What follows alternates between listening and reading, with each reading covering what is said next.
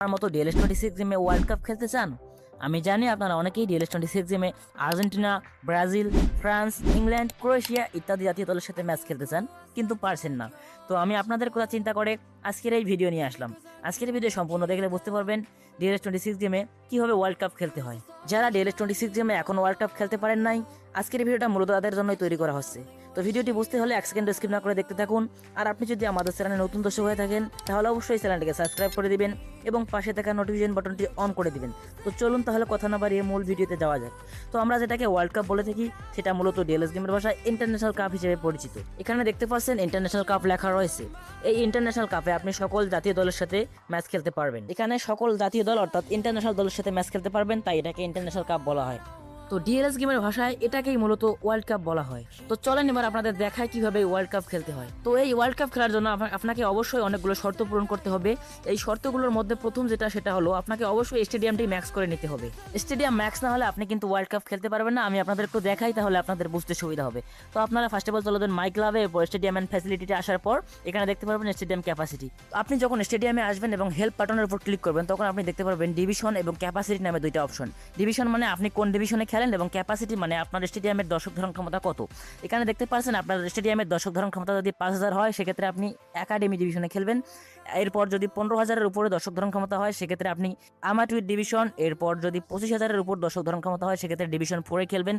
যদি 35,000-এর উপরে দর্শক ধারণ ক্ষমতা হয় সেক্ষেত্রে ডিভিশন 3, এবং যদি 45,000-এর উপরে দর্শক ধারণ ক্ষমতা হয় সেক্ষেত্রে ডিভিশন 2। এরপর যদি 55,000-এর উপরে দর্শক ধারণ ক্ষমতা হয় সেক্ষেত্রে ডিভিশন 1, এবং যদি 70,000-এর উপরে দর্শক ধারণ ক্ষমতা হয় সেক্ষেত্রে এলিট ডিভিশন, এবং সর্বশেষ যদি আপনার দর্শক ধারণ ক্ষমতা 85,000-এর উপরে হয় সেক্ষেত্রে আপনি লেজেন্ডারি ডিভিশনে খেলতে পারবেন। আপনাকে ওয়ার্ল্ড কাপ খেলার জন্য অবশ্যই স্টেডিয়ামের দর্শক ধারণ ক্ষমতা 85,000 রাখা রাখবে বা তার উপরে রাখা রাখবে। সেক্ষেত্রে আপনি কয়েনও বেশি পাবেন, আবার এই কাপটাও খেলতে পারবেন। তো আপনাদের যদি স্টেডিয়ামটি ম্যাক্স করা না থাকে সেক্ষেত্রে আপনি কিন্তু এই ওয়ার্ল্ড কাপটি খেলতে পারবেন না।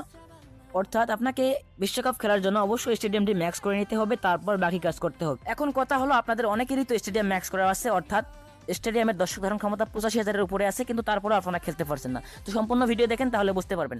তো শুধু স্টেডিয়াম ম্যাক্স করে হবে এমনটা কোনো কথা নয়, আপনাকে স্টেপ বাই স্টেপ প্রত্যেকটা ডিভিশন চ্যাম্পিয়ন হয়ে তারপর আসতে হবে।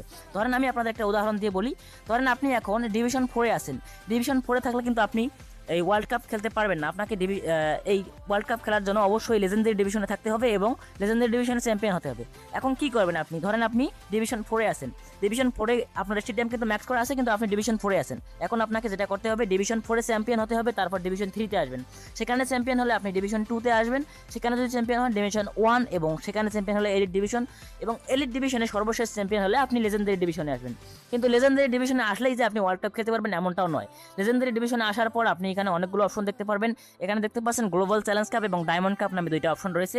এই দুইটাকে আপনাকে চ্যাম্পিয়ন হতে হবে, এবং এই যে লিগ পজিশন দেখতে পাচ্ছেন এই লিগ পজিশনের মধ্যে আপনাকে সবার উপরে থাকতে হবে, অর্থাৎ এই লিগে অর্থাৎ লেজেন্ডারি ডিভিশনে আপনাকে চ্যাম্পিয়ন হতে হবে। এবং এখানে দেখতে পাচ্ছেন যে ডায়মন্ড কাপ এবং গ্লোবাল চ্যালেঞ্জ কাপ নামে দুইটা কাপ আছে। এই দুইটা কাপে আপনাকে জিততে হবে।